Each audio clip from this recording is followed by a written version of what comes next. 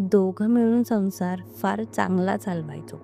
पण एक दिवस सगळं बदललं. तो सकाळी मच्छी घेऊन भायंदरला चालला होता.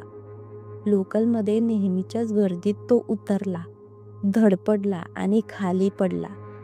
त्याचा एक पाय पूर्णपणे गेला. तेव्हापासून तो काम करू शकत नाही. मी स्तब्ध झाले. तिच्या बोलण्यातला शांतपणा हृदयातला चटका लावणारा होता. तेव्हापासून मीच घर चालवते ताई. सकाळी 5ला उठून कोळ्याच्या बाजारातून मच्छी घेते. मग विरारहून मुंबईत येते. स्टेशनवर गल्लीबोळ्यांमध्ये फिरून मच्छी विकते. रात्री परत जाऊन जेवण बनवते. सगळं मी एकटीच करते. मी तिच्याकडे बघत होते. तिच्या चेहऱ्यावर कष्टांच्या खुणा स्पष्ट दिसत होत्या. सूर्यप्रकाशात करपलेली त्वचा, थकवा झाकणारे डोळे, पण तरीही एक आशावादी तेज. ही माझी मुलगी राणी. शाळेत जायची खूप इच्छा होती हिची, पण परिस्थितीमुळे हिला कधी शाळेत घालू शकले नाही. आता माझ्यासोबत येथे मच्छी उचलते, विकायला मदत करते. राणी लाजून माझ्याकडे पाहून थोडंसं हसली.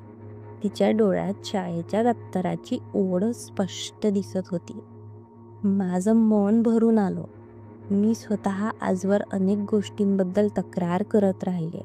उशिराने मिळालेला चहा, ऑफिसचा ताण, ट्रॅफिकचा गराडा. पण आज पहिल्यांदाच माझ्या जगण्याच्या छोट्या छोट्या त्रासांमुळे लाज वाटली. मी विचारलं, तुझं आणि राणीचं जेवण तरी व्यवस्थित होतं का गं? ती सुनती म्हणाली, कधी होतं कधी नाही. दिवस चांगला गेला तर 4 पोळ्या आणि भाजी, नाहीतर भात आणि पाणी. पण आम्ही दोघी समाधानात आहोत, कारण अजून हार मानलेली नाही.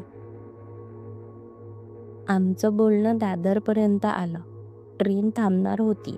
मी तिच्याकडे पाहिलं आणि सहज विचारलं, तुझा नंबर आहे का? काही मदतीची गरज भासली तर कळव. ती लाजून म्हणाली, ताई, फोन नाही आमच्याकडे, पण दर सोमवारी मी याच ट्रेनने येते. तुम्ही भेटलाच तर पुन्हा कधीतरी. मी तिच्याकडे एक दीर्घ नजर टाकली. ती मुलीला हाताला धरून उतरली. डोक्यावर पुन्हा ती जड टोपली घेतली आणि गर्दीत हरवली. मी खिडकीतून तिचा मागोवा घेत राहिले. डोळ्यात एक ओल भरून राहिली होती.